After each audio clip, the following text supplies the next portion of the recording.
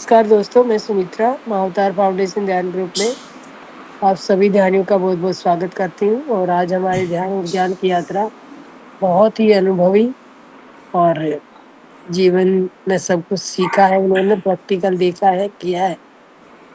तो वो मास्टर आपके सामने है रीटा जी। तो आइए रीटा जी का वेलकम करते हैं मैम।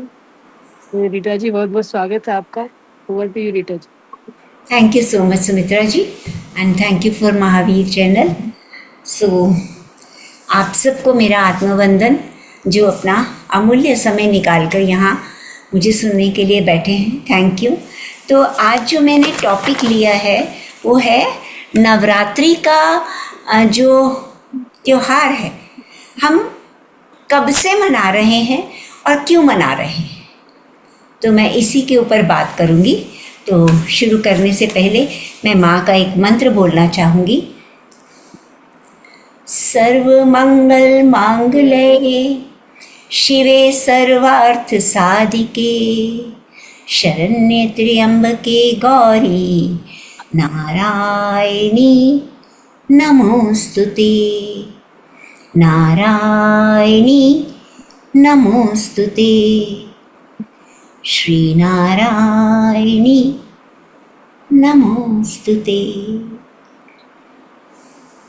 इस मंत्र का मतलब है, हे गौरा माँ, आप ही सबका मंगल व कल्याण करने वाली हैं। हे शिवे, आप ही जीवन का उद्धार करने वाली हैं। आपकी शरण में आने से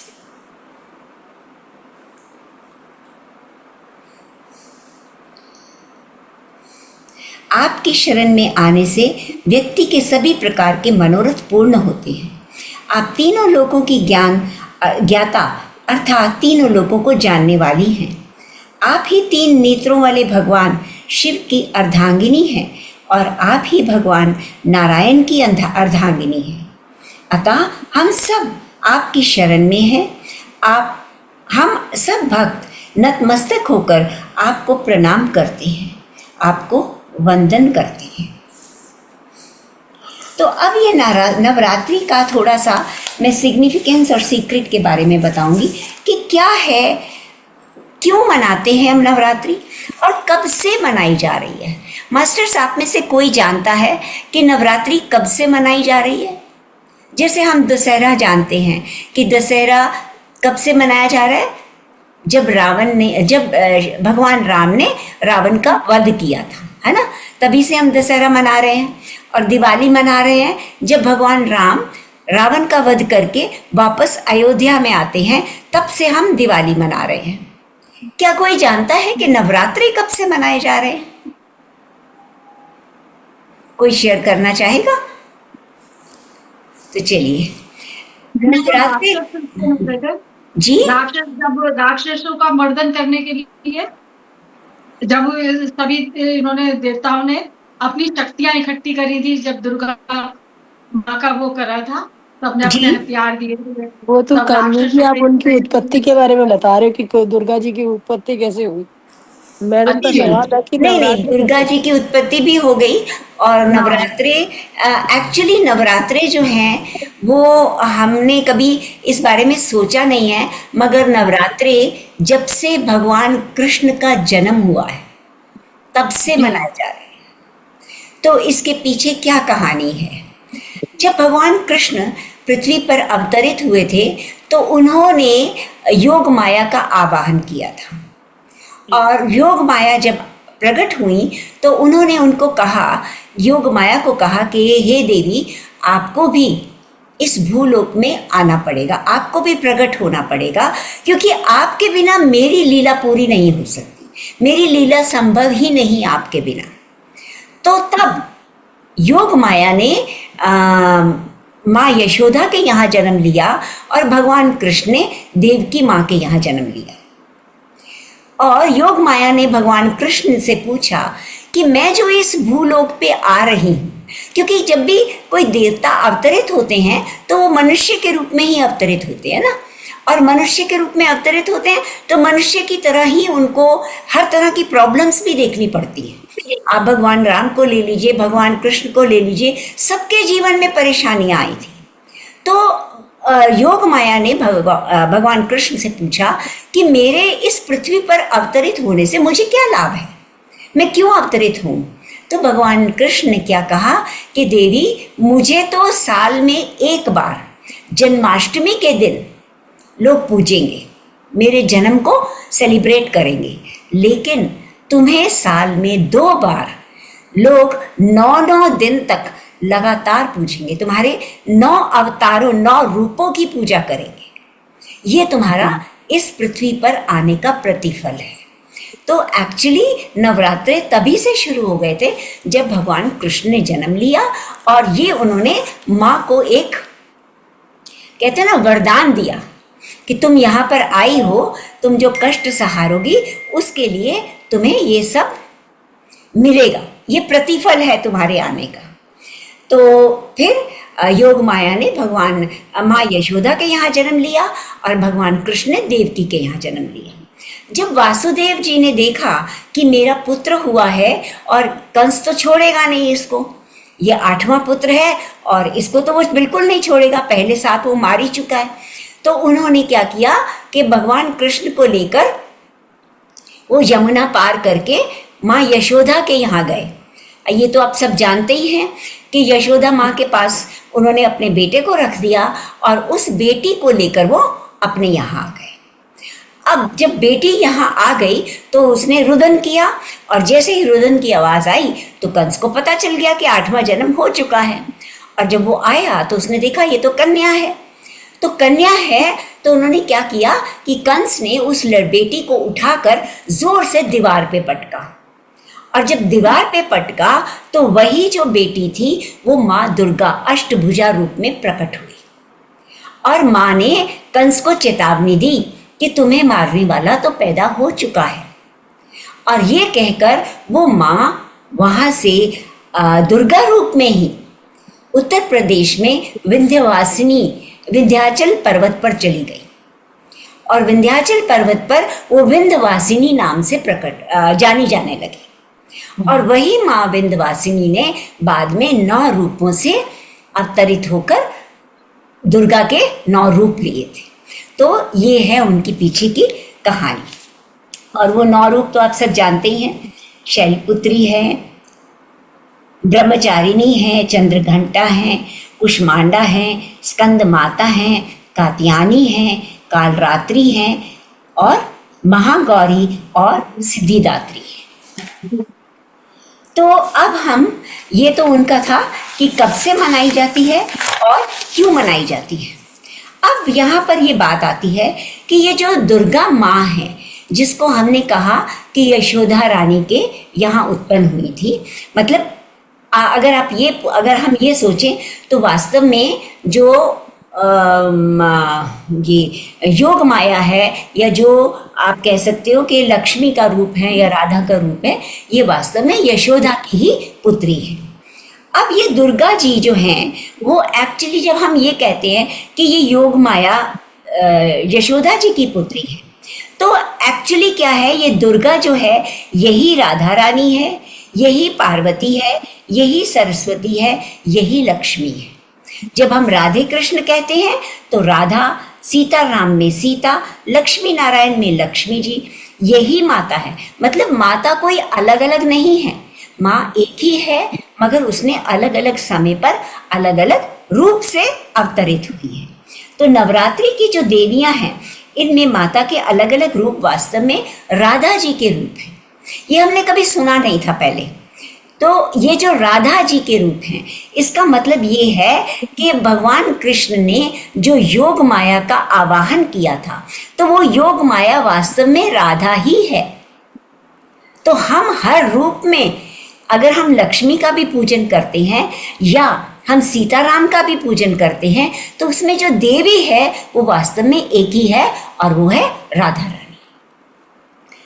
और इसको हम 9 दिन मनाते हैं, और यह हमें पता ही है कि साल में 2 बार आता है, एक बार चैत्र मास के शुक्ल पक्ष में और दूसरी बार अश्विन मास के शुक्ल पक्ष में।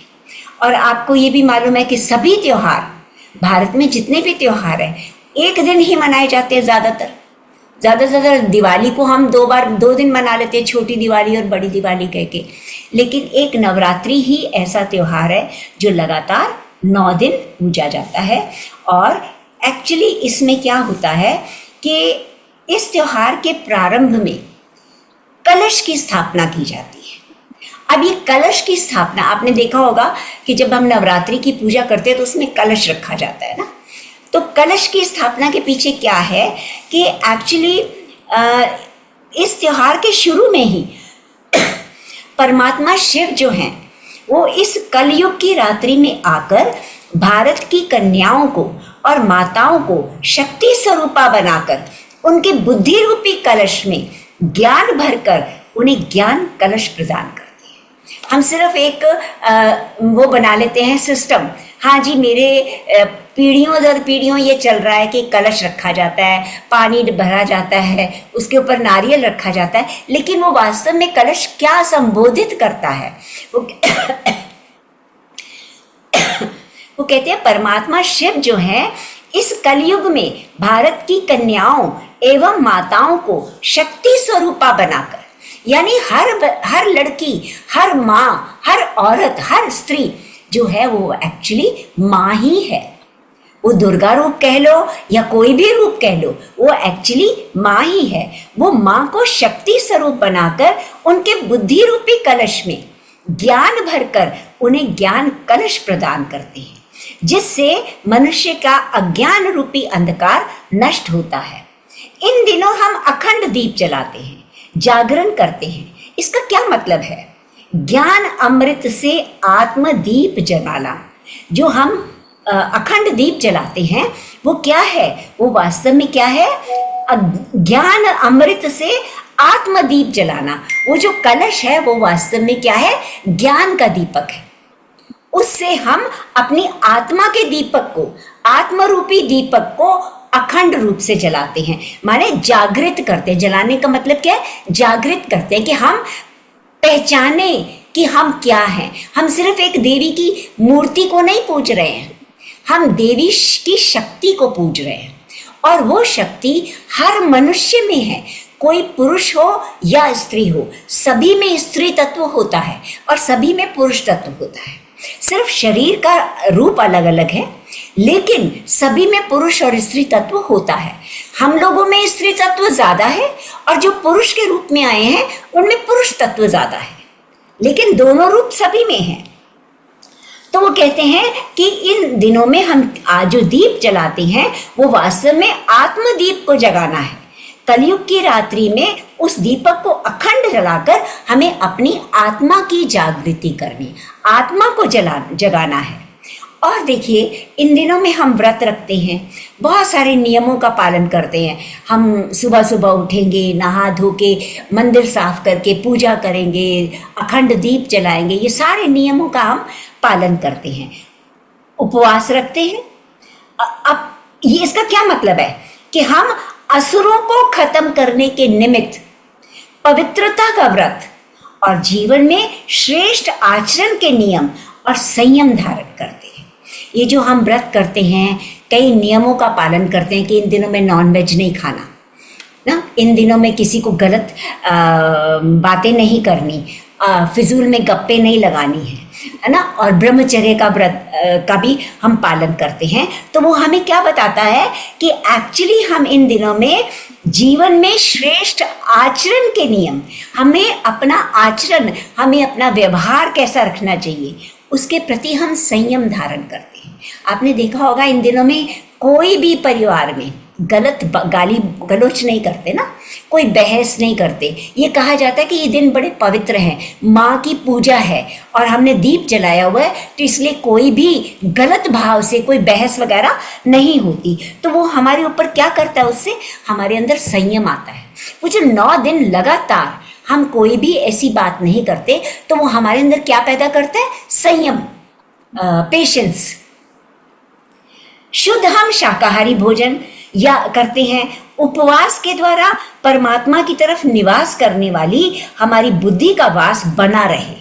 इन दिनों में हम क्या करते हैं, आपने देखा होगा हर घर में आज इस दिन पहला नवरात्रा मनाया जा रहा है, किसी के घर में दूसरा नवरात्रा मनाया जा रहा है, मतलब कीर्तन पूजा इस तरह के कार्यक्रम चलते रहते हैं। तो वो लगातार 9 दिन करने से का मतलब क्या है कि हम भगवान के नजदीक जितना हो सके, भगवान की जितनी ज्यादा देर हम पूजा पाठ करेंगे तो हमारा जुड़ाव भगवान से बनेगा ना। तो इससे हमें क्या बनता है कि हमारी एक आदत बन जाती है। 9 दिन लगातार जब हम इतनी ज्यादा पूजा करते हैं तो हमें एक आदत बन जाती है कि हम भगवान के नजदीक, यानी नजदीक का मतलब यहाँ पर क्या है कि हमारा आचरण वैसा ही आगे बना रहे। 9 दिन लगातार करने से हमारी एक आदत बन जाए कि हमारे अंदर संयम भी आ जाए, हम शाकाहारी हमेशा के लिए बन जाए। प्रभु के साथ उपवास का मतलब प्रभु के नजदीक बैठना, और जो दीप जलाते हैं उससे हम आत्मा का दीपक अखंड रूप से जलाते हैं। ये दीपक की शक्ति का दिया है, प्रेम का दिया है और रहम का दिया है। फिर हम व्रत करते हैं, यानी क्या कि हम संकल्प करते हैं कि हमें फलाहारी बनना है। जब आप नवरात्रि में फास्ट करते हो तो आप क्या खाते हो? आप अनाज नहीं खाते ना। नवरात्रि में नॉनवेज तो वैसे ही नहीं घर में आता, लेकिन आप अनाज भी नहीं खाते अगर आप व्रत करते हो। तो हम क्या खाते हैं? फल खाते हैं या कुट्टू का आटा खाते हैं। तो वो कहते हैं कि इससे हमें ये समझ आती है कि धीरे धीरे हमें भोजन, अन्न की जगह फलाहारी बनना है ताकि हमारी बुद्धि देवी के साथ जुड़ी रहे। तो मास्टर्स, देवी के साथ जुड़ने के लिए हमें फलाहारी से क्या फायदा है? माने हम जितना पेट को ठूस ठूस कर भरेंगे तो हम आलसी बनेंगे। आलसी बनेंगे तो हम वो जो थोड़ी देर के लिए पूजा करते हैं ना, उसी में सेटिस्फाइड रहेंगे। लेकिन अगर हम फलाहारी बनेंगे या कम खाना खाएंगे, कुछ लिमिट कर देंगे, तो हमारा ध्यान हमेशा कीर्तन भजन में लगा रहेगा। हम भजन करते हैं क्योंकि हमारा मन देवी के साथ जुड़ा रहे। माँ को असुर संहारी दुर्गा भी कहते हैं, क्योंकि माँ ने असुरों का संहार किया था, तो इसलिए माँ को असुर संहारी दुर्गा भी कहते हैं। जिन्होंने भगवान शिव से शक्ति पाकर असुर शक्ति का संहार किया और देवी शक्ति की स्थापना की। देवी दुर्गा को भौमासुर मर्दनी भी कहा गया है। भौमासुर आप सब जानते हैं, जिसको हम वो भी कहते हैं महिषासुर, है ना। भौमासुर नहीं, sorry, Bhainsasur, I am sorry, Bhainsasur, जिसका नाम एक्चुअली महिषासुर है। क्योंकि महिषासुर को भगवान ब्रह्मा ने वरदान दिया था। जब महिषासुर ने बहुत ब्रह्मा की पूजा की तो ब्रह्मा जी प्रकट हुए। उन्होंने उससे पूछा कि तुम क्या चाहते हो? तो महिषासुर ने क्या कहा कि मेरी मृत्यु नहीं होनी चाहिए। तो ब्रह्मा जी ने कहा, देखो, जिसका जन्म हुआ है मृत्यु तो होगी, तो ऐसा तो हो ही नहीं सकता कि जिसने जन्म लिया है उसका मृत्यु ना हो। मृत्यु तुम्हारी भी होगी, लेकिन तुम और कुछ ले लो मेरे। तो उसने ब्रह्मा जी से क्या मांगा कि ठीक है, अगर मृत्यु होगी तो मैं ये चाहता हूं कि मेरी मृत्यु ना तो मनुष्य के द्वारा हो ना देवता के द्वारा हो। और एक और चीज उसने बोली थी कि कोई मनुष्य मुझे ना मार सके, कोई आसुरी शक्ति भी मुझे ना मार सके। और मतलब पहले तो मृत्यु ही नहीं आए तो इस तरह से ना आए कि कोई देवता या मनुष्य मुझे मार सके। तो ब्रह्मा जी ने कहा ठीक है, तथास्तु कह दिया। लेकिन उन्होंने साथ में एक कंडीशन लगा दी कि तुम्हें स्त्री मार सकती है। तो जब उसने ब्रह्मा जी ने कहा स्त्री मार सकती है, तो महिषासुर को तो गर्व था अपने ऊपर। उसने कहा स्त्री की क्या शक्ति है, मुझे मारेगी। ठीक है, उसने इस बात को मान लिया। अब वास्तव में देखिए महिषासुर का मतलब क्या है। महिषासुर का मतलब है मनुष्य की आसुरी वृत्ति, दानवीय वृत्ति, संकीर्ण बुद्धि मतलब मंद बुद्धि, तामसिक बुद्धि, उसे मारकर आसुरी शक्ति पर विजय प्राप्त करना। इसलिए देवी दुर्गा को असुर संहारिणी भी कहा जाता है। और माँ की, आपको मालूम है दुर्गा माँ की 8 भुजाएं होती हैं।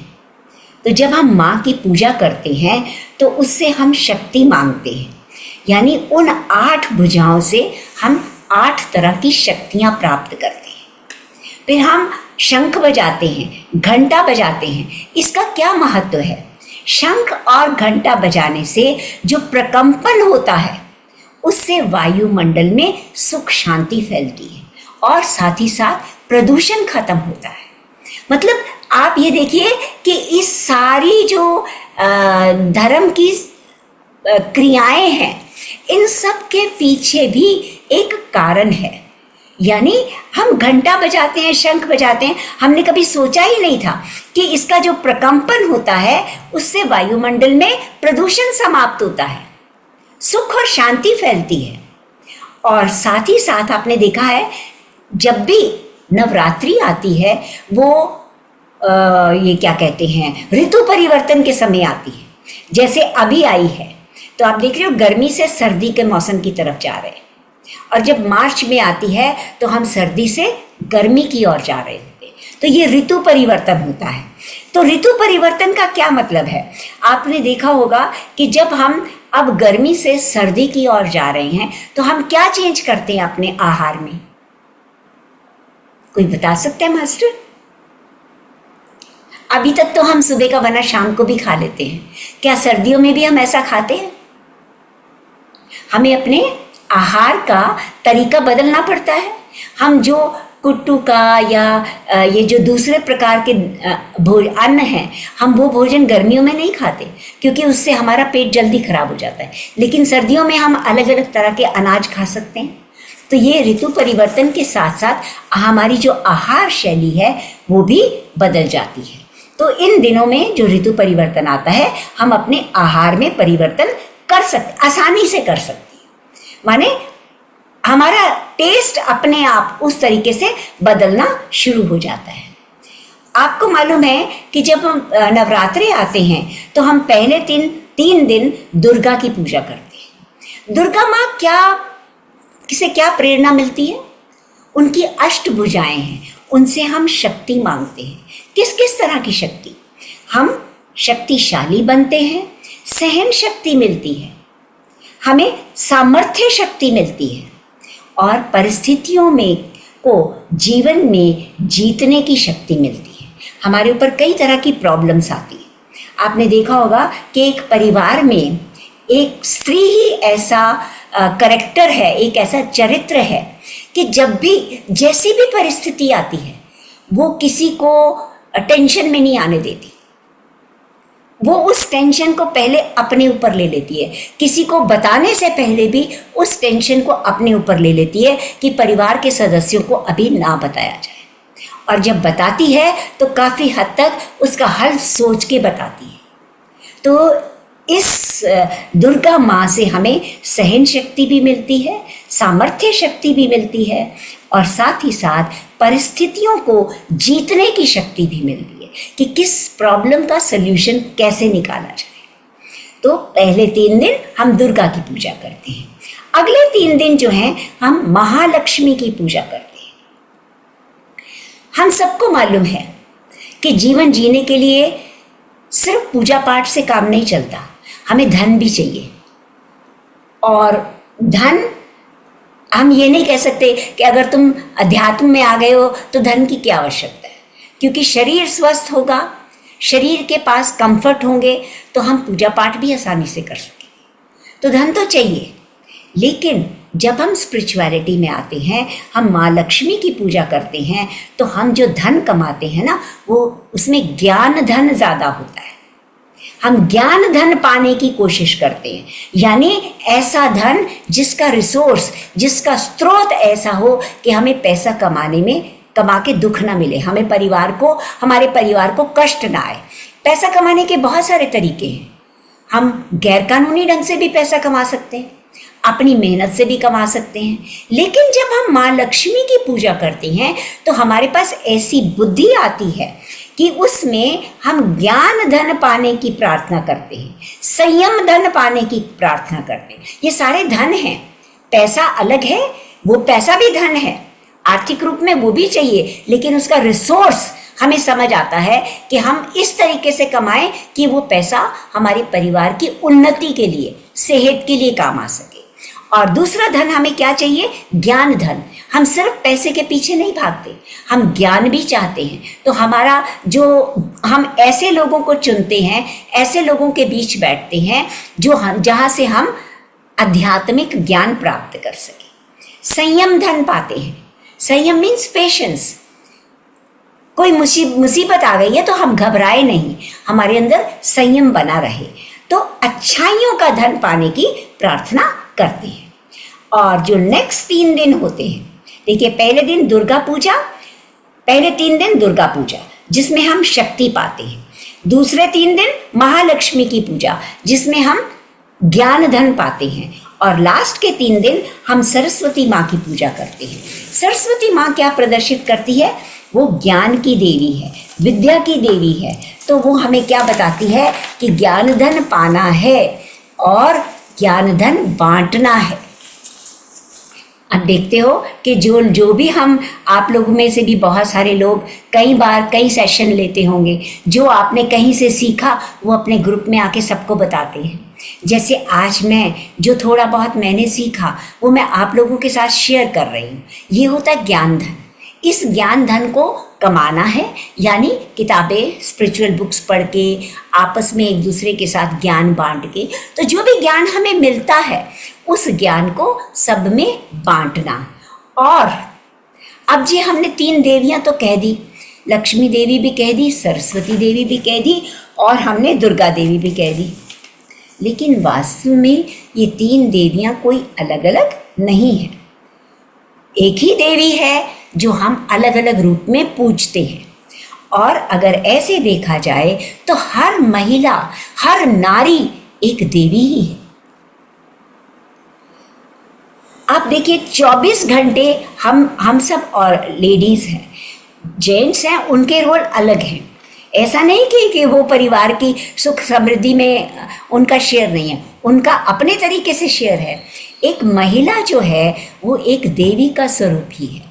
और 24 घंटे में हर औरत, हर स्त्री देवी के 9 रूप धारण करती है। किसी समय वो बच्चों को प्यार देती है, किसी समय वो बच्चों को डांटती है। जैसे काल रात्रि जो है वो हमें डांट कर कहती है कि तुम्हें अपना अध्यात्म का मार्ग छोड़ना नहीं है। उनके रूप से हम कभी डर जाते हैं, लेकिन वो एक्चुअली डराती नहीं है। वो हमें ये समझाना चाहती है कि अगर कोई अड़चन आई है तो पीछे मत हटो, ध्यान मत छोड़ो, तुम्हें अध्यात्म को नहीं छोड़ना। तो वो यही बताती है कि हर महिला अपने परिवार में 24 घंटे में 9 तरह के रूप धारण करती है। कभी वो दुर्गा माँ बन जाती है तो कभी वो संतोषी माँ बन जाती है। यानी अगर पैसे की कमी आ गई तो वो अपने परिवार में किसी को टेंशन नहीं लेने देती। वो जो थोड़ा बहुत भी अपना जमा करती है ना, वो उस समय सारा निकाल के आगे रख देती है। कोई बात नहीं, इससे भी हमारे काफ़ी दिन निकल जाएंगे। तो ये उसका संतोषी रूप है।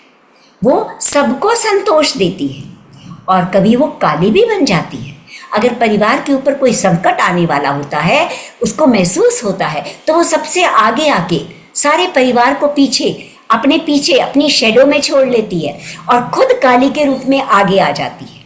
और कभी वो सरस्वती भी बन जाती है। सरस्वती का मतलब सिर्फ ये नहीं कि जो पढ़ा लिखा है वही सरस्वती होता है। सरस्वती का मतलब है कि एक्सपीरियंस, हमारे जो अनुभव हैं उनका भी जो हमें ज्ञान होता है वो भी एक सरस्वती का ही रूप है। तो वास्तविक रूप से देवी तो एक ही है, लेकिन अलग अलग समय पर अलग अलग रूप धारण कर लेती है। इसीलिए हम 9 देवियों के रूप में उनकी पूजा करते हैं। हमें देवी की 8 भुजाएं दिखाई देती। 8 भुजाएं माने अष्ट शक्तियाँ, जिसमें सहन शक्ति, समाधि शक्ति, परख शक्ति, परखने की शक्ति, निर्णय शक्ति, फैसला लेना, सामना करने की शक्ति, संयोग शक्ति। आपने देखा होगा सामना करने की शक्ति में कि अगर बच्चे के ऊपर कोई आंच आ रही है, कोई उसके बच्चे को कोई धमकी दे रहा है, तो वो पहले आगे आके खड़ी हो जाती है। मुझे बताओ मेरे बच्चे ने क्या किया, मैं अपने आप संभाल लूंगी। वो बच्चे को फेस नहीं करने देती। या पति के ऊपर कोई परेशानी आ रही है तो उसको 100 तरह के हल बताती है कि तुम ऐसे भी कर सकते हो, ऐसे भी कर सकते हो। तो वो क्या बन जाती है उस समय? परख शक्ति, परखने की शक्ति आती है उसमें।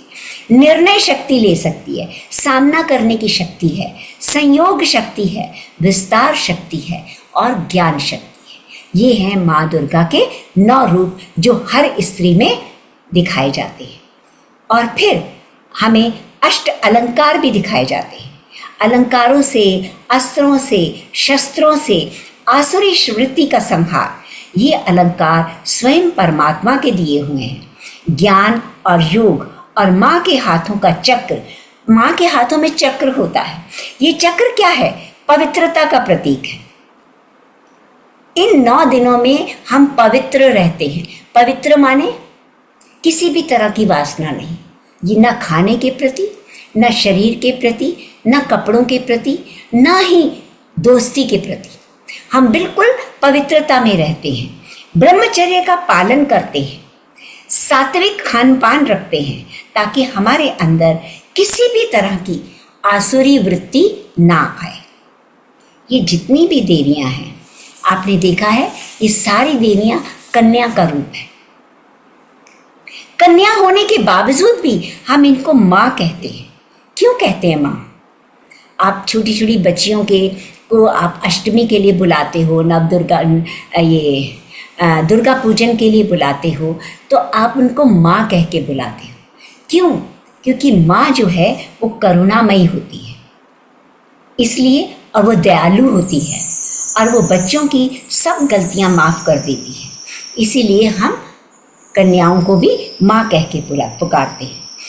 आपने देखा होगा जिसके घर में भी बेटी होती है, माँ बाप के लिए वो बेटी हमेशा पूजनीय होती है। वो बेटे को डांट लेते हैं लेकिन बेटी को नहीं डांटते। हाँ, अनटिल एंड अनलेस कोई अजीब ही बात हो जाए तो अलग बात है, लेकिन बेटी के लिए हर माँ बाप के मन में एक सॉफ्ट कॉर्नर होता है। वो बेटी को माँ के रूप में ही देखते हैं क्योंकि माँ करुणामयी है, दयालु है और बच्चों की गलतियाँ माफ़ कर देती है। इसीलिए हम देवी को माँ कहकर बुलाते हैं ताकि माँ हमारी गलतियों को माफ़ करके हमें अपना ले। माँ के 16 श्रृंगार दिखाए जाते हैं। अंत में देवी माँ, यानी देवी का मतलब क्या है? देने वाली माँ। तो हमें यहाँ से क्या शिक्षा मिलती है कि जीवन में यदि हम अपने पास जो है उसे बांटते जाएंगे, देते जाएंगे, तो जीवन में सुख, शांति, खुशियाँ और प्रेम हमेशा बढ़ता जाएगा। हमारा जीवन खुशहाल बनता जाएगा। तो अभी कहने को तो बहुत कुछ है, लेकिन हमें थोड़ी देर मेडिटेशन भी करनी है, तो मेरे ख्याल से इतना ही रखती हूँ। तो आप बताएं, वो मैम कहाँ गई हमारी? मैम बहुत अच्छा बताया है आपने। Thank you. बहुत सारी चीजें थी जो नहीं पता हाँ, वो सबका ये बातें ज्ञान तो बढ़ा कितनी रहा पता भी नहीं थी, पता भी नहीं थी, आज पता लगी है। Thank you sir, thank you. अभी तो माँ शस्त्र है और उनसे हमें क्या क्या पता चलता है वो भी है, लेकिन इसमें से बहुत देर हो जाएगी तो थोड़ा सा मेडिटेशन कर लेते हैं। तो मैम कह रही थी मेडिटेशन के लिए और करवाएंगे तो वो करवा दे। नहीं मैम, आप करवाइए। ओके, चलिए मास्टर्स, आप सबको पता है आनापानासती ध्यान करने का तरीका। अपने दोनों हाथों की फिंगर्स को एक दूसरे के साथ क्लास्प कर ले। अपने पाँव को हम एक बार सबको म्यूट कर दे, आप अनम्यूट कर लेंगे अपने आप को? जी जी, बड़ी आवाज आ रही है। हाँ जी जी।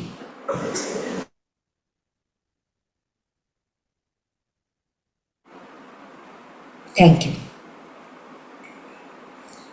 तो मास्टर्स ध्यान की स्थिति में आ जाए।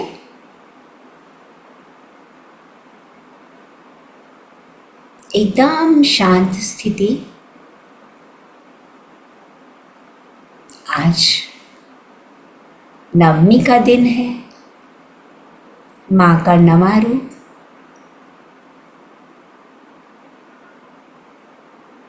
सिद्धिदात्री दाती,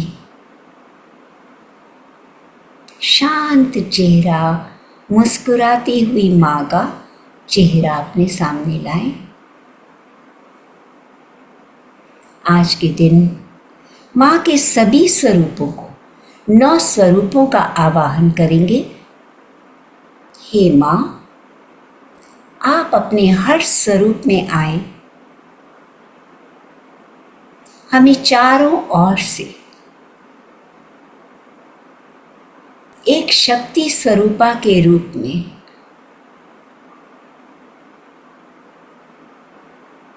अपनी गोद में बिठाते हुए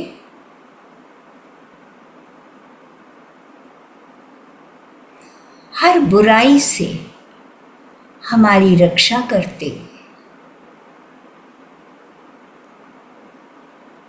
हमारे बुद्धि रूपी कलश में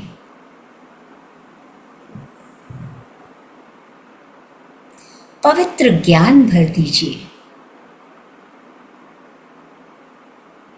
एक ऐसा ज्ञान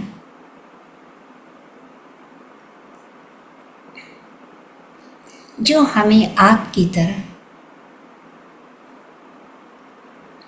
परख शक्ति दे सके, यानी अच्छे और बुरे की पहचान,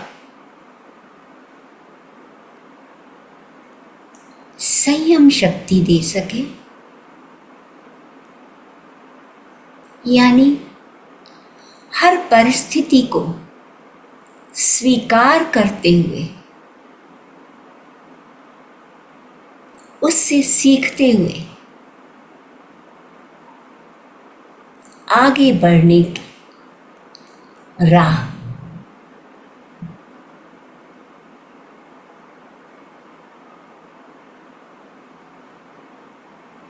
प्रेम ज्ञान सबके प्रति एकत्व का भाव रखते हुए प्रेम का विस्तार,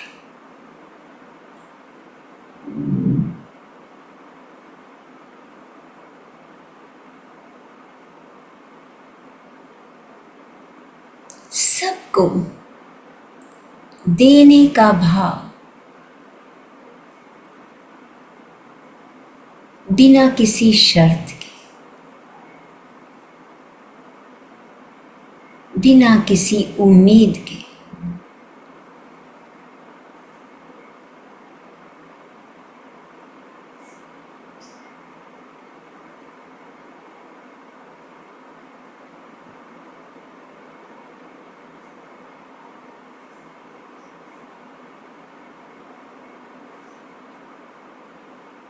बुद्धि को सही दिशा में चलाते हुए भटके हुओं का मार्गदर्शन कर सके।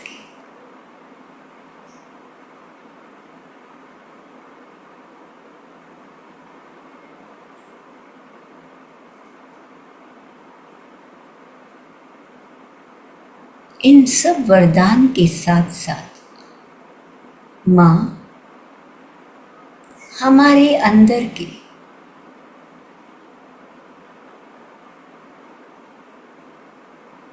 दुर्गुणों का नाश कर सके,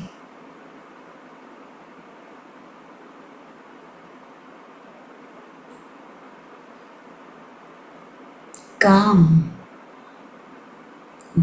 यानी वासना पर नियंत्रण, वासना यानी किसी भी इच्छा के प्रति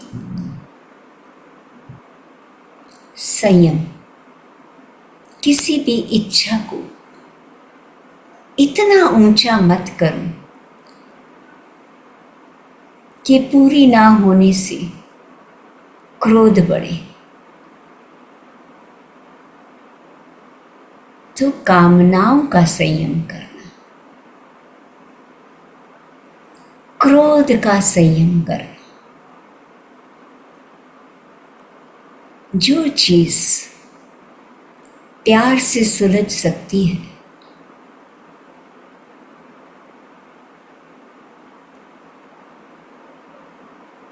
उसे प्रेम से सुलझाने की शक्ति।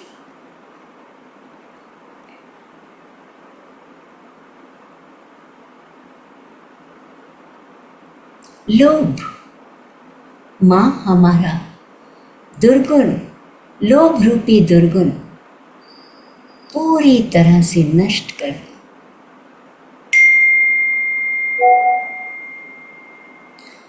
जितना हमारे पास है उसमें संतोष, दूसरों की उन्नति में खुशी,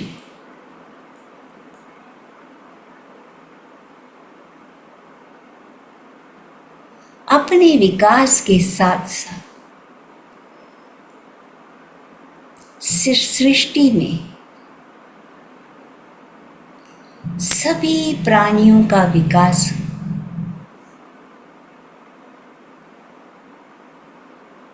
ये भाव मन में पहले आए।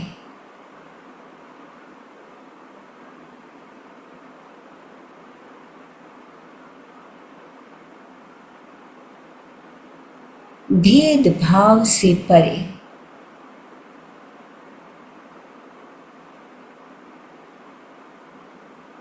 यदि किसी की मदद करनी हो तो देते समय दाता ना बनने, क्योंकि देने वाला या देने वाली मैं तो हूं ही नहीं। ये तो उस मां ने मुझे मेरे हाथों से दिलवा रही है। जो दिया जा रहा है वो वास्तव में मेरा है ही नहीं, वो तो ईश्वर के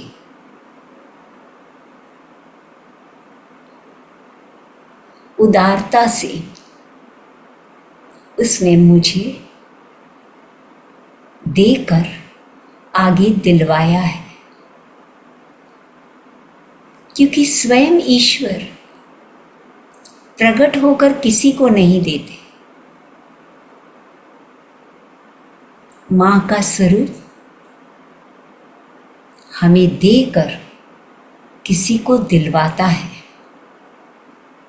हमें इस बहाने मां दूसरों से आशीर्वाद दिलवाती है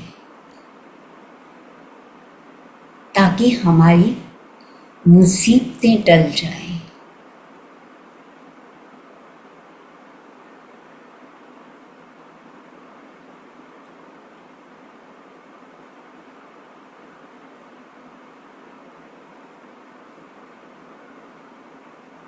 मां के 9 दिनों में हर देवी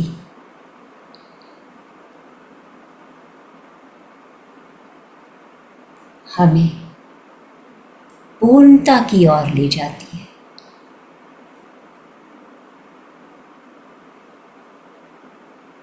सिर्फ हमें समझना है, पहचानना है कि हमें क्या गुण अपनाने हैं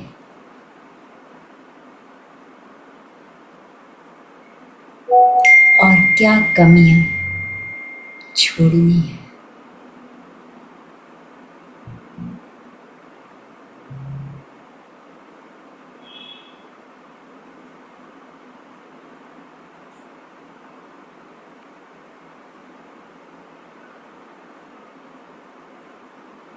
हर दिन मां के एक रूप से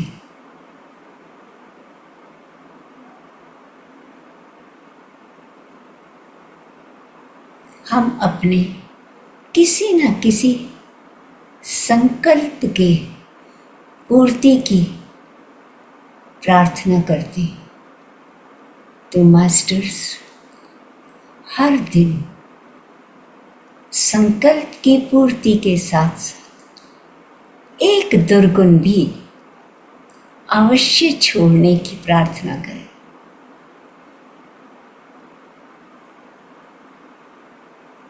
नौ दिनों में यदि हम 9 दुर्गुण छोड़ देंगे तो हम एक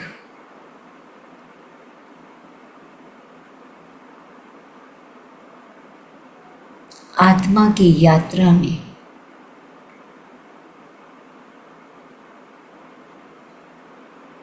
परमात्मा के सभी गुणों को जागृत कर लेंगे।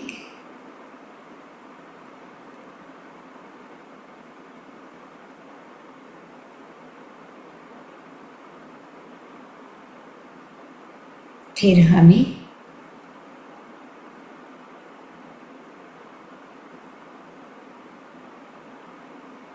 देवी दर्शन के लिए मंदिरों के घंटे नहीं बजाने पड़ेंगे।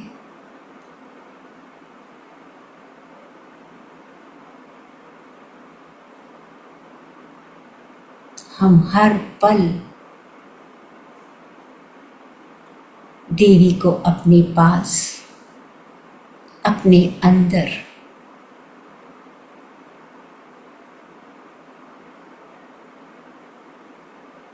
अनुभव कर पाएंगे। हम देवीय शक्ति,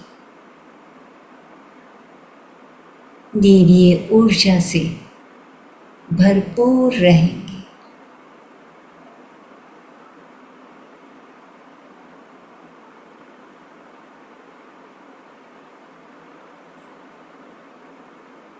मास्टर्स कल दशहरा है। रावण दहन का अर्थ यही है। हमें अपने अंदर के रावण, हमें अपने अंदर के दुर्गुणों का दहन करना है। और जब हम अपने दुर्गुणों का दहन करते हैं तो वही वास्तव में दशहरा है।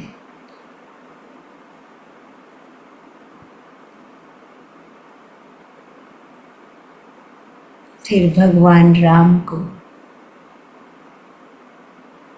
मंदिर में नहीं, अपने हृदय में अनुभव कर सकेंगे।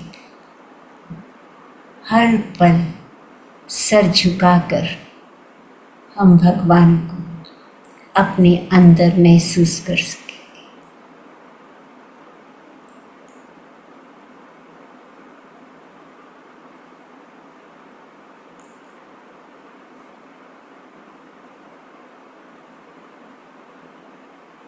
माँ के पास 4 हाथों में शस्त्र रहते हैं और हर शस्त्र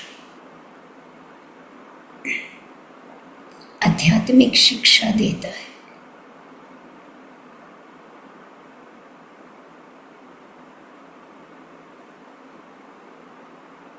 तो केवल माँ को सजाने से नहीं, माँ के गुणों को अपनाने से हम सही मायने में नवरात्रि मना सकते हैं।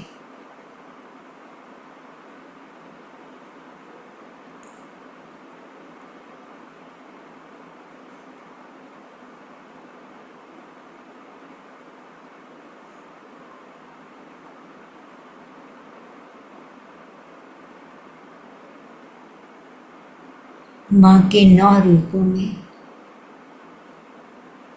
माँ के बालपन से लेकर युवावस्था, शादी का समय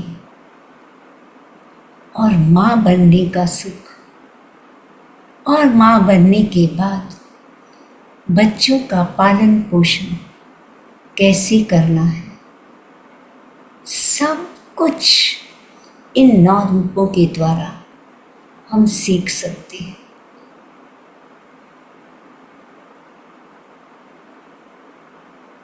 तो मास्टर्स, हम चाहे सप्तशती का पाठ करें या 9 दिनों में माँ के किन किन रूपों में उन्होंने क्या किया, उसका फायदा तभी है जब माँ के हर रूप को हम अपने जीवन से अपने जीवन में उतार सकें, हर रूप की शिक्षा को हम अपने जीवन में उतार सकें।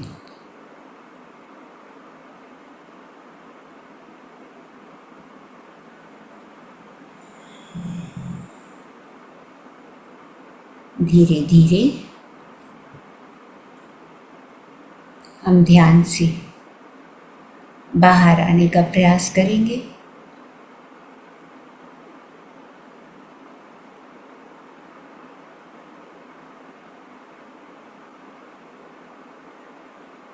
अपने भौतिक शरीर को अनुभव करें।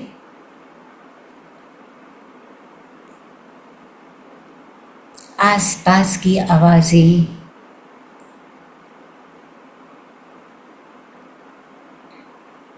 आसपास के वातावरण को महसूस करें।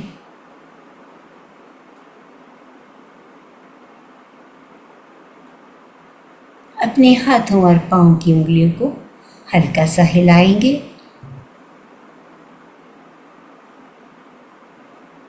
दोनों हाथों को अलग करते हुए, रब करते हुए,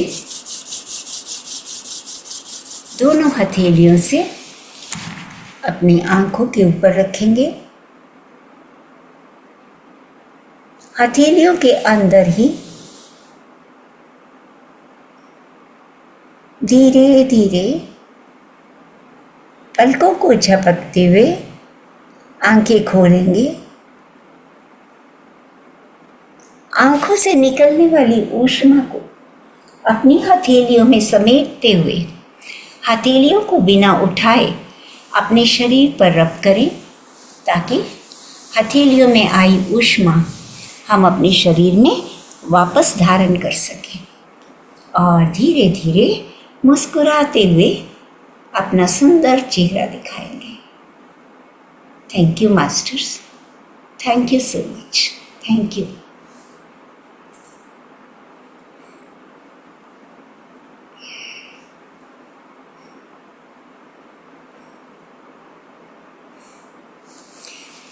मास्टर्स, किसी की कोई क्वेरी है, कोई क्वेश्चन है, कुछ भी आप ऐड करना चाहें तो प्लीज़ आप कर सकते हैं, और अगर किसी को कुछ पूछना है तो पूछ सकते हैं।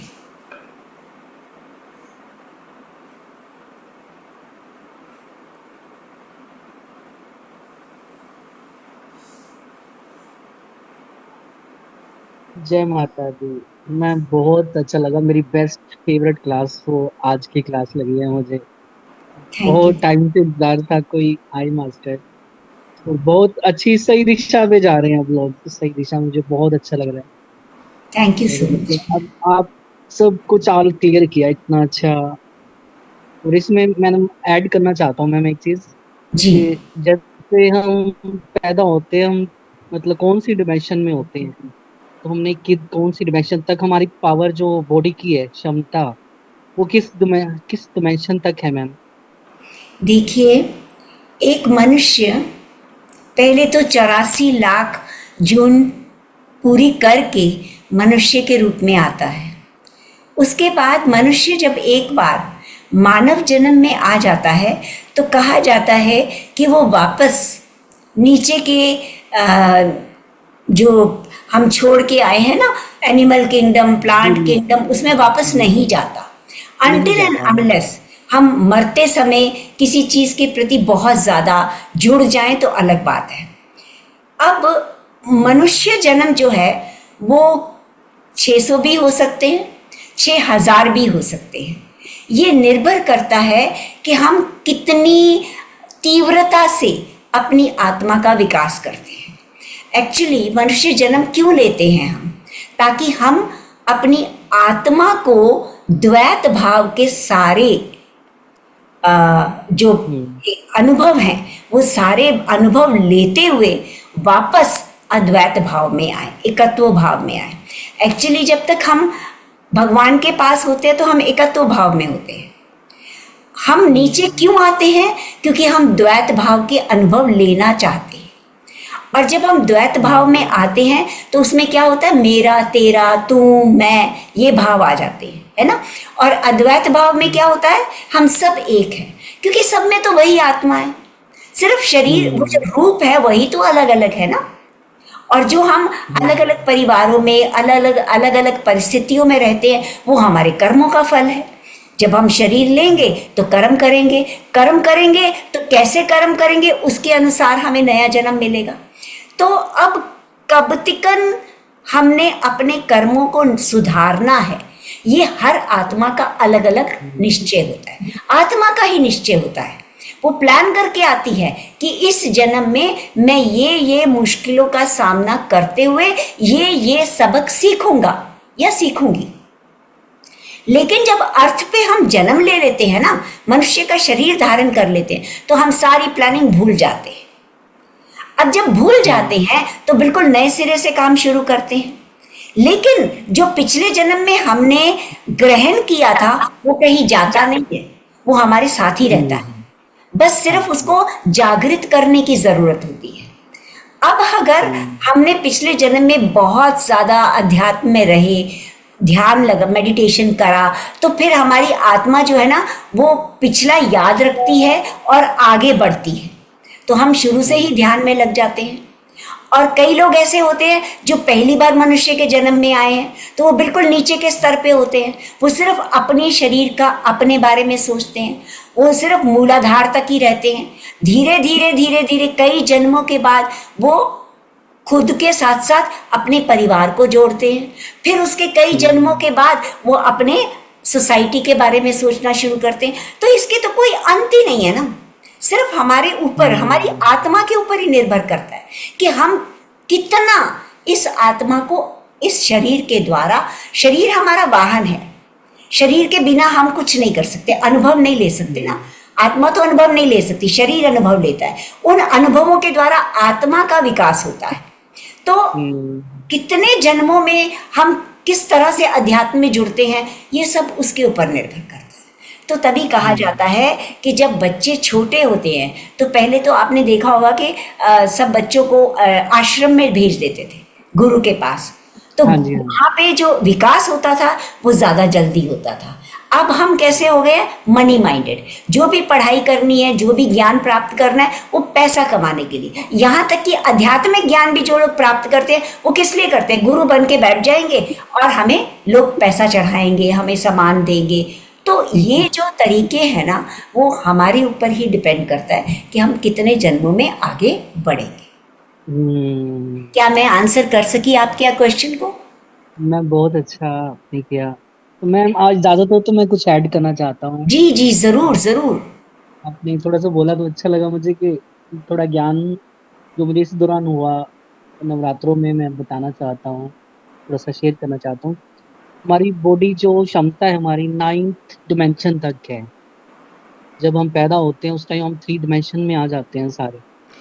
6 डिमेंशन तक थोड़ा पूजा पाठ जाप करने से हम हो जाते हैं, लेकिन ध्यान जब होता है हमारा, जब चक्र हमारे एक्टिवेट हो जाते हैं फिर वो हम 6 से 9 डिमेंशन तक अलग अलग, इसको अलग अलग स्थान कहते हैं, 3 स्थान अलग अलग स्थानों पे हो सकते हैं। कोई अपना लेवल है हमारा तो, लेकिन 9 तक हमारी क्षमता है, 9th डिमेंशन।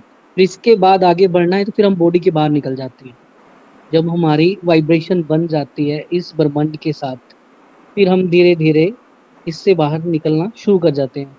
तो कैसे इसके बारे में बताता हूँ। थ्री शक्ति कैसे है, जैसे कि मानो मैं, सुमित्रा मैडम और आशा मैम, यदि सुमित्रा मैडम अकेली हैं और इनके साथ मेरी आत्मा और आशा मैम की आत्मा इनसे मिल जाती है, तो अब सुमित्रा मैम एक आत्मा है, लेकिन जब हम दोनों इनके साथ मिल जाएंगे तो ये देव आत्मा हो जाएगी, यानी कि ये देव देव हो जाएंगे। तो जो जो हमारे जो देवता है ना, वो एक एक आत्मा नहीं है, मतलब उनके साथ कितनी सारी आत्माओं की शक्ति होती है, तो उनकी पावर कितनी ज्यादा होती है ना। मतलब अलग अलग रूप लेने के लिए वो सारी इकट्ठे होते हैं, तो उनसे पावर मतलब जनरेट होती है शायद। मैं जो समझा रहा हूँ समझ पाए आप लोग। मतलब एक साथ जब वो आत्मा इकट्ठी हो जाती है ना, पावर बहुत ज्यादा हो जाती है, तो उसको हम देवता कह सकते हैं। एक ही स्वरूप में वो सारे आ जाते हैं, एक ही रूप में सारी आत्माएं इकट्ठी हो जाती हैं उस टाइम।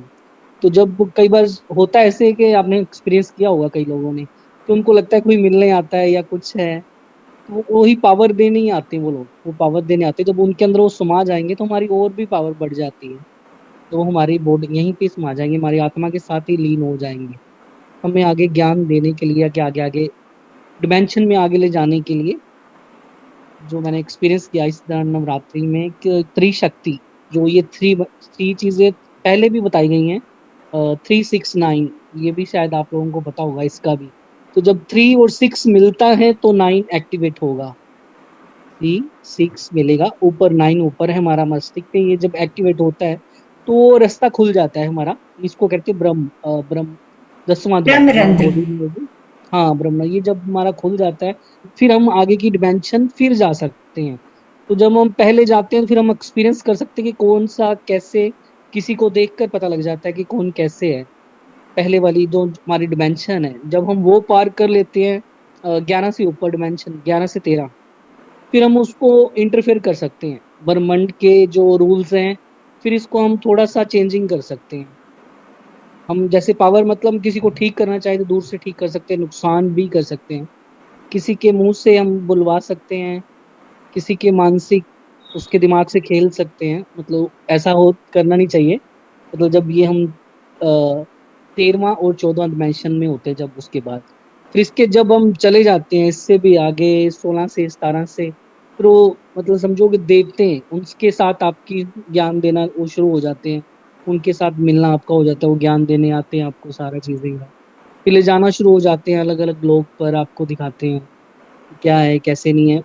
और इसमें मैंने एक्सपीरियंस मैंने ये किया कि मैं किसी और जगह पर बैठा हुआ था, मैं अपनी बॉडी में यहाँ पे तो था लेकिन मैं और कहीं था। तो मैं बता भी रहा था वाइफ को कि मुझे सारी चीजें नजर आती हैं, मतलब ऐसे ऐसे कोई और जगह है जो मैंने देखी नहीं हुई, तो मैं वहां पे था, यहाँ पे तो मैं पार्टिसिपेट कर रहा हूँ, यहाँ पे मैं एक रोल अदा करने आया हूँ। मैंने बोल दिया साहब कोई वाइफ, मैं कि तेरे साथ मेरा कोई नहीं है, मुझे पता लग गया मैं पार्टिसिपेट कर रहा हूँ यहाँ पे, मैं हूँ ही नहीं। ये तो मुझे लग रहा है कि जब, क्योंकि मुझे एक एक्सपीरियंस होता था जब मैं बॉडी के अंदर आता था या जाता था ना, मतलब वो जान निकलती थी एकदम से, धीरे धीरे फिर मेरा एक्टिवेट होती थी, एकदम से एक्टिवेट नहीं होती थी मेरी बॉडी। स्टार्टिंग में ये चीज होती थी कि जैसे जान निकल रही हो, फिर वो आती थी दोबारा बॉडी के अंदर, तो अजीब सा ही महसूस होता था। मैं बता नहीं शायद पा रहा हूँ खुल के कि क्या चीज होती है, वो अलग एस्ट्रल से ट्रेवल मतलब। करते हैं आप, हाँ जी, हाँ जी, एस्ट्रल वो चीज। ट्रेवल करते हैं। देखिए, इतनी आपको ये एक्सपीरियंस हो रहे हैं, बिल्कुल ठीक है, मैं उसके अगेंस्ट नहीं हूँ। पर मैं ये कहती हूँ कि एक नॉर्मल इंसान को इतनी टेक्निकलिटीज़ को सोचने की ज़रूरत नहीं है। ये क्योंकि ज्ञान की हमें इस तरह से ज़रूरत नहीं है। हमें करना क्या है, हमें अध्यात्म के रास्ते पर चलना है। आत्मा सारी एक ही है, एक ही आत्मा है पूरे विश्व की, वही आत्मा सब में संचारित है, हाँ, इसलिए उनका हम सही। सब एक हैं। ठीक है। अब कोई अध्यात्म के लेवल में ज्यादा ऊपर है तो कोई थोड़ा सा नीचे है, कोई बिल्कुल नीचे है। इस चीज को पहचानने की भी जरूरत नहीं है, हमें अपना विकास करना है ना। हम आत्मा रूपी अपना विकास करने आए हैं, आत्मा को हमने एकत्व भाव में लाना है। ठीक है। वो सबकी स्टेजेस अलग अलग हैं। तो जब एक तरह की आत्माएं, एक तरह की आत्माओं का यहाँ पे क्या मतलब है कि जैसे यस। मैं इस लेवल तक पहुंच गई हूँ, दूसरा भी इस लेवल तक पहुंच गया, तीसरा भी। आप यही बता रहे हैं कि जब एक जैसे लोग इकट्ठे मिलते हैं तो उनकी एनर्जी का प्रभाव ज्यादा हो जाता है। आपने देखा है कि जब हम ग्रुप मेडिटेशन करते हैं तो ग्रुप मेडिटेशन को ज़्यादा इम्पोर्टेंट क्यों बताया गया है? क्योंकि ग्रुप में कई तरह के लोग हैं, किसी की एनर्जी कम है तो किसी की ज़्यादा है। तो ग्रुप मेडिटेशन करने से क्या होता है, सबकी एनर्जी एट पार आ जाती है। अगर इसमें ज़्यादा है तो वो नीचे वाले में चली जाती है, और जिसकी नीचे है वो उससे ऊपर आ जाता है ना। जो नीचे है वो ऊपर आ जाता है, और जो ऊपर है वो अपनी शेयर कर लेता है। तो इस तरह से हम धीरे धीरे विकास करते हैं। अब डायमेंशंस कितनी है इससे हमें कुछ लेना देना नहीं है। मैं ये समझती हूँ, ये मेरा विचार है कि हमें सिर्फ एक शुद्ध भाव में अपनी आत्मा का विकास करना है। और एक्चुअली हम आत्मा क्या है, उस परमात्मा का अंश तो है, तो हम परमात्मा ही। परमात्मा का बच्चा तो परमात्मा ही कहलाएगा ना, शेर का बच्चा तो शेर ही कहलाएगा ना। सिर्फ फर्क क्या है, एक फादर और एक बच्चे में क्या फर्क है? गुण उस बच्चे में सारे अपने फादर के हैं, लेकिन अभी उसको दुनिया का ज्ञान नहीं है, तो वो थोड़ा सिंपल है। हमारा भी वही हाल है, हम परमात्मा के बच्चे हैं तो हम परमात्मा ही हैं, लेकिन हमारे अंदर वो परमात्मा गुण जो है ना वो सुप्त अवस्था में है, उनको जागृत करना है। तो जागृत करने का एक ही रास्ता है, अध्यात्म, मेडिटेशन। जैसे जैसे हम उसमें आप आगे बढ़ते जाएंगे, एस्ट्रल ट्रेवल भी होगी, हमारी थर्ड आई एक्टिवेट होगी, तो हमें पास्ट और प्रेजेंट और फ्यूचर सब इकट्ठा ही दिखेगा। हम सब कुछ देख पाएंगे कि आगे मेरे साथ क्या होने वाला है और पीछे मैंने क्या क्या देखा है। तो फिर वो थर्ड आई का एक्टिवेशन है। तो इसमें मतलब मैं तेरा नहीं हूं या मैं इसका नहीं, हम एक रोल अपना निभाने आए हैं। सभी रोल निभाने आए हैं। कोई मेरा पत्नी बन के आया, कोई मेरा पति और बेटा बन के आया, सबके साथ हम अपना अपना रोल निभा रहे हैं। अब उस रोल, ये जानते हुए भी कि मैं इसके साथ रोल निभा रही हूँ, हमें रोल के प्रति पूरा समर्पित रहना है। ये नहीं कि आज मुझे समझ आ गई है कि मैं आत्मा हूँ, मैं भगवान हूँ, तो मेरा ये जो साथी है, मेरा जो पार्टनर है, लाइफ पार्टनर है, वो अच्छा नहीं लग रहा मुझे, तो मैं उसके प्रति अपने कर्तव्य भूल जाऊं। वो तो मुझे निभाने हैं। अगर मैं वो नहीं निभाऊंगी तो मैं फिर अपने कर्मों से पीछे रह जाऊंगी, फिर अगले जन्म में दोबारा उसी रोल को ज्यादा कठिनाई से अपनाऊंगी। करना तो पड़ेगा। तो इसमें कोई इस जर्नी को नापने तोलने की जरूरत नहीं कि मैं इस डायमेंशन तक पहुंच गया या उस डायमेंशन तक। वो आपकी एस्ट्रल ट्रैवलिंग है। जब आप थर्ड आई एक्टिवेट कर लेते हो तो आप अपनी बॉडी से, मेंटल बॉडी से आप विभिन्न लोकों में, विभिन्न डायमेंशंस में जाके ट्रैवल करते हो, वहां का ज्ञान लाते हो। अब वहां का ज्ञान जो आप लाए हो उसे आगे बांटना है। उसमें इस बात का अहंकार नहीं आना चाहिए कि मैं यहाँ तक पहुँच गया हूँ तो मैं बहुत उच्च स्टेज तक आ गया हूँ। हमें उस ज्ञान को दूसरों को बांटना है ताकि और का भी विकास हो सके। तो सर, अगर आपको मेरा कहा बुरा लगा हो तो आई एम सॉरी। मैं सिर्फ यही कहना चाहती हूँ कि इसको नापो तोलो नहीं। आप जो कर रहे हो वो आप अपनी अध्यात्म प्रगति कर रहे हो, और बाकी सब अपने अपने हिसाब से कर रहे हैं। हम किसी को ऊपर कर नहीं सकते, किसी को नीचे ला नहीं सकते, क्योंकि सबकी अपनी अपनी प्लानिंग है। तो देखते जाओ, ये तो एक हमारी स्क्रीन पे, आत्मा रूपी स्क्रीन पे एक पिक्चर चल रही है, बस देखते जाओ और अपना रोल निभाते जाओ।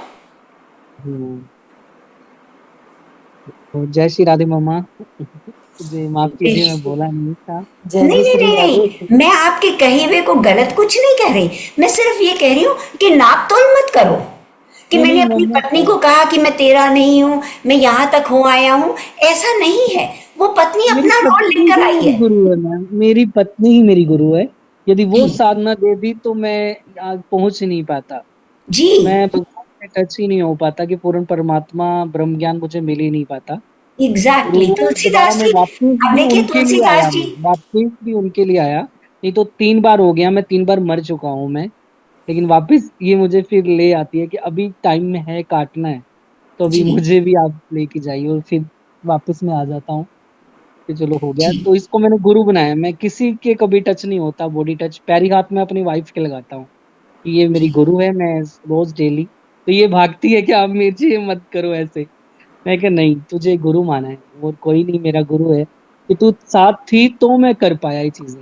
जी, नहीं तो जी, क्या पता कैसे होता, तो मैं भी माया में आ जाता। माया तो बहुत हैवी है, उसने तो जी। बहुत हम ज्यादा किसी को किया। अपना पार्टनर चुनते हैं ना, तो यही सोच के चुनते हैं कि इसके द्वारा मैं आगे क्या कर पाऊंगा। ऐसे पार्टनर नहीं चुनते हम पहले से चूज करके आते हैं। तो पहले ठीक है हाँ, मैंने मास्टर। पार्टनर ढूंढते टाइम मैम अपने पापा की बात मानी थी। जब मम्मी नहीं जी, नहीं, ये पापा वाली पापा की पापा बात नहीं, एक्सपायर हो आप गए। सोल लेवल पे यहाँ जन्म लेने से पहले ही आप हाँ, अपने पार्टनर को चूज करके आए थे। अच्छा। ये तो सोल की प्लानिंग होती है। यहाँ पर तो एक सिस्टम है, एक तरीका बना हुआ है कि इसको ढूंढो, लड़की देखो, लड़का देखो। वो लड़की आपको वही पसंद आएगी जो आपने सोल में प्लान की हुई है। अच्छा हाँ, ये भी बात है, लेकिन मैं एक थोड़ी सी बात मैम शेयर करना चाहता हूँ अपने पापा की। डेथ होने से पहले पापा मुझे बुलाकर अपना किसी से बात कर रहे थे, मुझे दिखाई नहीं दे रहा था कि वो बात किससे करते हैं पापा। तो सामने जैसे लगता है उनके कोई खड़ा था, तो पापा बात करते होते थे। तो सारी उन्होंने मेरी लाइफ की बात कर ली, तब मैं स्टडी कर रहा था। तो मतलब मुझे एडवांस में ही पता लग गया था कि मुझे ऐसे गवर्नमेंट सर्विस मिलेगी, सारा कुछ मतलब लाइफ में सब कुछ अच्छा होगा। किसी से बात कर रहे थे, तो वो कह रहा था कि आओ चले साथ में, टाइम हो गया है। तो पापा कह रहे थे थोड़े 2-3 दिन और दे दो मुझे, फिर मैं चलने के लिए तैयार हूँ आपके साथ। तो पापा ने मतलब बस फिर लास्ट में मुझे यही बोला कि बेटा, तूने शादी जब तू करेगा ना, तो तूने उससे शादी करनी जो तुझे प्यार करे। जिससे तू प्यार करेगा उससे शादी मत करना। तो यस, जैसे ये ही मुझे सब जिंदगी का सर्विस मिली। ये बहुत बड़ा फंडा है। मैं हमेशा सबको यही कहती हूँ। अब मम्मी सुनो, ये बात तो जो थोड़ी जो सुनो। जी हमें एक जी मिनट जी पूरी सूर्या बात जी, सुना ये मुझे। मैंने ये बात कोई तो कोई समझ जब पाता मुझे है। गवर्नमेंट सर्विस मिली तो बहुत कंफ्यूज हुआ, इतनी सारी लड़कियां शादी के लिए तैयार थी। मैं बहुत ब्यूटीफुल सा स्लिम सा था। तो मतलब तब मैं पूजा पाठ करता था ज्यादा, बिल्कुल कोई नशे से तब भी मैं दूर ही था। कोई स्मेल भी आती थी तो मैं उससे दूर भाग जाता था। बहुत ज्यादा प्रेशराइज किया, रिश्तेदार लड़कियां ले लेके आते थे, मुझे समझ नहीं आ रही थी। तो एक बहुत पहले फर्स्ट एक लड़की आई थी मेरी लाइफ में, तो तब मैंने सारी लड़कियों को हटाकर मेरी मम्मा से भी बात की। मैं जो फर्स्ट मेरी लड़की लाइफ में आई है, वो मुझे आज भी प्यार करती होगी।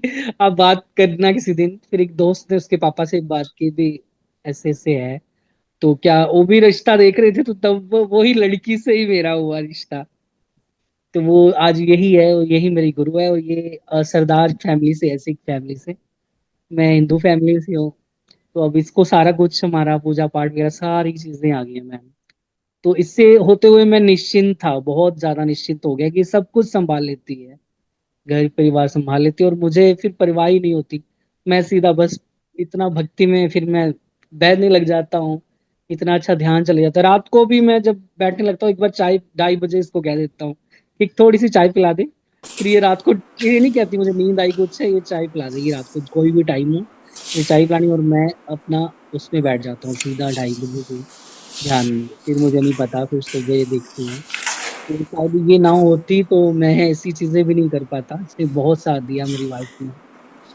तो मैम मम्मी आपसे क्षमा कह रहा था, मुझे बुला रहे थे, लेकिन मम्मी नहीं, आपसे मैं बोल नहीं वो पाया। बता रही थी सूर्या जी हम्म, कि जो आपने बोला कि मैंने ये सोचा कि जो मुझसे प्यार करेगा मुझसे मैं शादी हम्म, करूंगा, और मैं जिससे प्यार करूँ, हम्म, मतलब देखिए मतलब एक जीवन का एक फंडा है कि अगर आप किसी से प्यार करोगे और उसी से हम्म, शादी करोगे, आप प्यार करोगे और शादी करोगे, तो आपको हमेशा उसकी इच्छाओं के लिए आपको हमेशा सदैव तत्पर रहना पड़ेगा।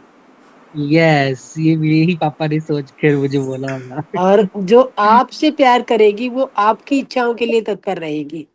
तो वहां पे आप अपनी जो भगवत भाव में जाना चाहे या किसी भी फील्ड में जाना चाहे, वो हमेशा हम्म, आपका कंधा बन के खड़ी रहेगी। तो हम्म, जो भी जितने भी लव मैरिज होती है ना, लव मैरिज मैं बच्चों को भी यही कहती थी कि देखो, लव मैरिज करना कोई बुरी बात नहीं है, लेकिन जिससे तुम प्यार करोगी ना, वहां पे हमेशा दुखी रहोगी। जो तुमसे प्यार हम्म, करेगा वो हमेशा सुखी रखेगा। वो सुखी रहेगा। हाँ जी, सही सही सही। तो वो कहते थे ये कौन सी, तो तुम्हारी कौन सी वो है, मैंने तो फिलोसफी है, मैंने कहा ऐसे ही है ये हम्म। फिलोसफी। मुझे समझ नहीं आई कहाँ से आई है, पर मुझे ऐसा लगता है। सही है। तो बड़े लोग हैं ना, मम्मी बुजुर्ग लोग बहुत अच्छी बातें बताते हैं, बड़ा एक्सपीरियंस उनमें राज होता है उनकी बातों में। तो बस इसी में ही बस इतना सुख मिल रहा है, सारी चीजें कि चलो ध्यान लग रहा है।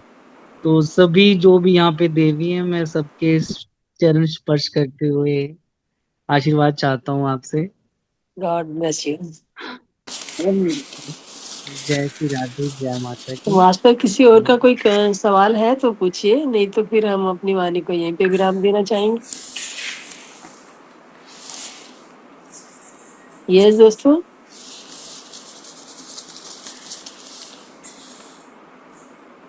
नीतू जी, रीटा जी, बहुत सुंदर आपने जानकारी दी। जो थैंक यू। जानकारी आपने दी वो आज कल जैसे जब से नवरात्रि शुरू हुई है ना, तो जितनी भी नॉलेज मिल रही है यहाँ से, वो ये समझ लो कि माता रानी की कृपा से ही मिल रही है।